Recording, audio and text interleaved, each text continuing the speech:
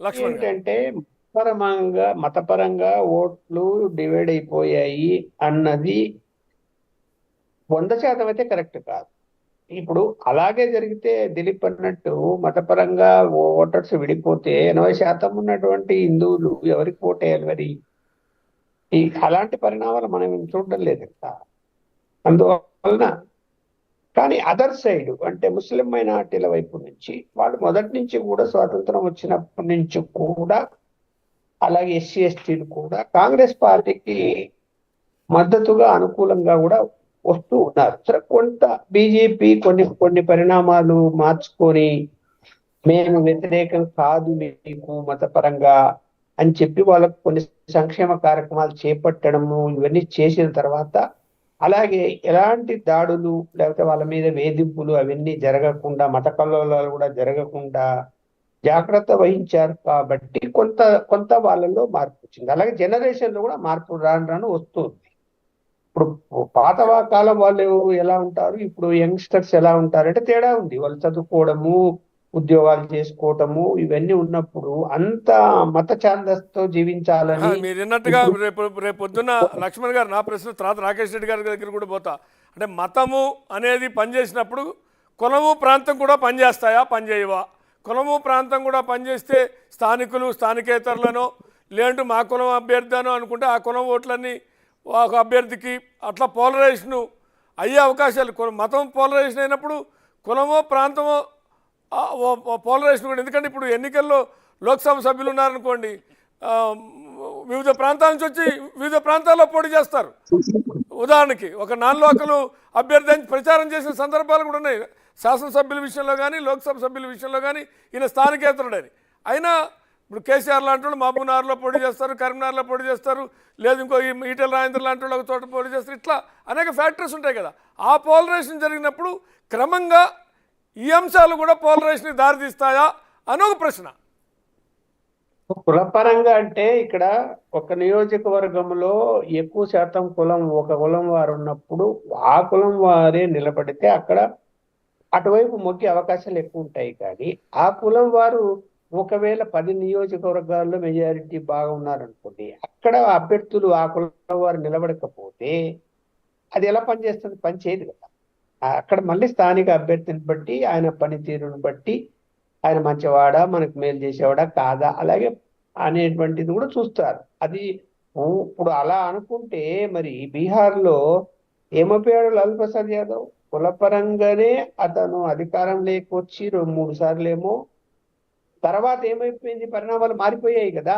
మారిపోయిన తర్వాత మరి వెనకబడిపోయాడు కదా ఇవాళ. అది అన్ని సందర్భాల్లో ఆ కులానికి సంబంధించినటువంటి ఓటు బ్యాంకు పనిచేసేటువంటి వాతావరణం ఇవాళ లేదు. కాలక్రమేణా మారుతూ వస్తూ ఉన్నది. ఒక్కోటి చోట ఉంటుంది. ఎలా ఉంటుందంటే అరే మనవాడు నిలబడ్డాడిని గెలిపిద్దామా అక్కడే అనుకుంటారు తప్ప అన్ని చోట్ల అదే పని చేస్తుంది అనుకోవటం లేదు.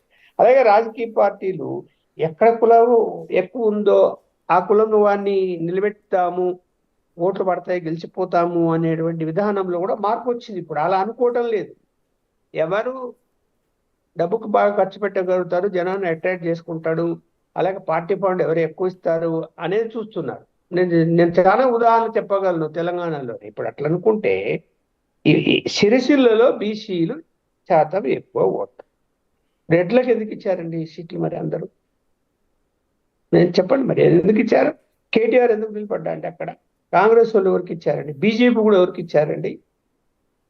మరి మరి మరి ఏం చెప్పాలి మనం దానికి? ఇక్కడ రాజకీయ పార్టీలు ఆలోచన చేయడం లేదు కదా. అదే గెలవాలి, ఫలానాయనకు వీళ్ళైతే సరిపోతారు అనేటువంటిది ఆలోచనతోనే సీట్లు ఇస్తున్నారు చాలా చోట్ల. అన్ని మీరు అన్నట్టు పోలరైజేషన్ అనేది ఉంటుంది, కానీ అంత బలంగా ఇవాళ లేదు. జనానికి పెద్దగా ఏదో మనము మనము మనం యూనిటీగా ఉండి ఏదో చేద్దాము అని అనుకుంటే వీళ్ళు ఏమీ చేయరు, రాజకీయ నాయకులు ఇంతే అనేటువంటి భావంతో ఉన్నారు. మన బ్రతుకులో మనం బతకాల్సిందే ఇంతే. అందువలన అవన్నీ ఫ్యాక్టర్స్ అన్ని ఇప్పుడు ముస్లిం మైనార్టీలు కూడా గంపగుత్తగా ఒక పార్టీకి వేస్తున్నారు లేదు కదా.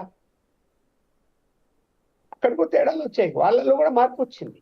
ఎవరు క్యాండిడేట్, ఎవరు పనికొస్తారు, ఎవరు మనకు అండగా నిలబడతారని చూస్తారు. ఓల్ షీట్ లో చూస్తున్నాము. కాంగ్రెస్ కల్చర్ ఉండి కాంగ్రెస్ కు ఎప్పటి నుంచో వస్తున్న మైనారిటీలందరూ అక్కడ ఎందుకు వేయటం లేదు ఓట్లు? రైట్. ఎందుకు ఎంఐఎఫ్ పాతుకొని కూర్చుంది అక్కడ?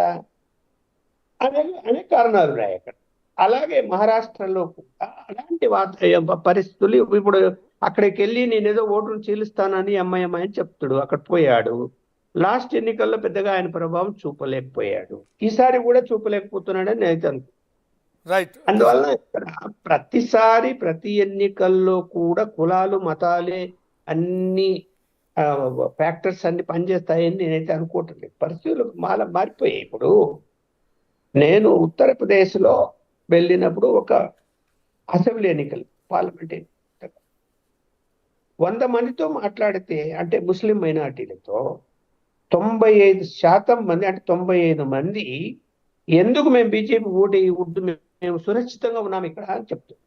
మా కమ్యూనిటీ వాళ్ళే మమ్మల్ని హింసలు పెట్టేవాళ్ళు ఇవాళ అందరు పారిపోయారు, మేము హాయిగా కూలి పని చేసుకొని ఆటో దోలుకోను, కారు దోలుకో, ట్యాక్సీలు దోలుకొని బతుకుతున్నాం. లేకుంటే వాళ్ళు సాయంత్రం అయితే వచ్చి 500 1000 అని చెప్పి, ఇకపోతే తండ్రి ఇళ్ళలో కూడా డబ్బులు తీసుకునే సందర్భాలు ఉన్నాయి. ఏం చెప్పారు? నేను చెప్పాలా? ఆ రోజు ఇంత వాతావరణం ఉన్నప్పుడు ఖచ్చితంగా బీజేపీ మళ్ళీ గెలుస్తుంది, కానీ అన్ని సర్వేలు ఓడిపోతాయని చెప్పారు.